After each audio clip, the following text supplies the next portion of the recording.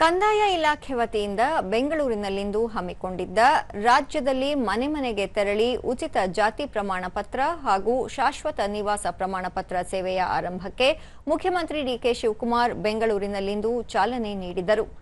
ಈ ವೇಳೆ ಕಂದಾಯ ಸಚಿವರು ಆಗಿರುವ ಉಪಮುಖ್ಯಮಂತ್ರಿ ಡಾ ಜಿ ಪರಮೇಶ್ವರ್ ಸೇರಿದಂತೆ ಹಿರಿಯ ಅಧಿಕಾರಿಗಳು ಉಪಸ್ಥಿತರಿದ್ದರು.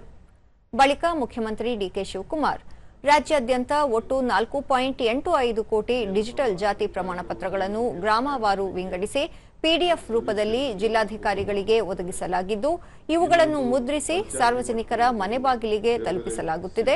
ಮನೆ ಮನೆಗೆ ತೆರಳಿ ಉಚಿತವಾಗಿ ನೀಡುವ ವಿಶೇಷ ಅಭಿಯಾನದ ಜೊತೆಗೆ ಸಾರ್ವಜನಿಕರು ಕೂಡ ಉಚಿತವಾಗಿ ನಾಡ ಕಚೇರಿಯ ಜಾಲತಾಣದಲ್ಲಿ ಡೌನ್ಲೋಡ್ ಮಾಡಿಕೊಳ್ಳಬಹುದು.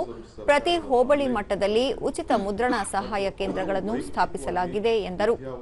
ಈಗಾಗಲೇ ಸುಮಾರು 85 ಲಕ್ಷ ಜಾತಿ ಪ್ರಮಾಣ ಪತ್ರಗಳನ್ನು ಮೊಬೈಲ್ ಸಂಖ್ಯೆಗಳೊಂದಿಗೆ ಲಿಂಕ್ ಮಾಡಲಾಗಿದ್ದು, ವಾಟ್ಸ್ಆಪ್ ಅಥವಾ ಎಸ್ಎಂಎಸ್ ಮೂಲಕ ನೇರ ಲಿಂಕ್ ಕಳುಹಿಸಿ ಡೌನ್ಲೋಡ್ ಮಾಡಿಕೊಳ್ಳಲು ಅವಕಾಶ ಕಲ್ಪಿಸಲಾಗಿದೆ.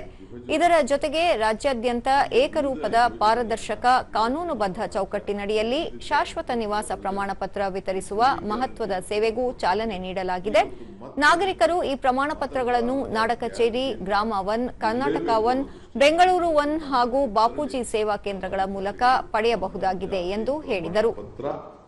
ಹಾಗೂ ರೆಸಿಡೆನ್ಷಿಯಲ್ ಸರ್ಟಿಫಿಕೇಟ್ ಕೊಡಲಿಕ್ಕೆ ಮುಂದಾಗಿದ್ದು ಇದು ಇಡೀ ಕರ್ನಾಟಕ ರಾಜ್ಯದ ಒಂದು ವಿಶೇಷವಾದಂಥ ಒಂದು ದೊಡ್ಡ ಆಂದೋಲನ. ಇದು ನಮ್ಮ ಸರ್ಕಾರ ನಡೆಸ್ತಾ ಇದೆ. ಇದು ಆಡಳಿತ ವ್ಯವಸ್ಥೆಯಲ್ಲೇ ಇದೊಂದು ಕರ್ನಾಟಕ ಸರ್ಕಾರದ ಒಂದು ಐತಿಹಾಸಿಕ ಹೆಜ್ಜೆ ಅನ್ನೋದನ್ನ ನಾನು ಹೇಳಲಿಕ್ಕೆ ಬಹಳ ಸಂತೋಷ ಆಗ್ತದೆ.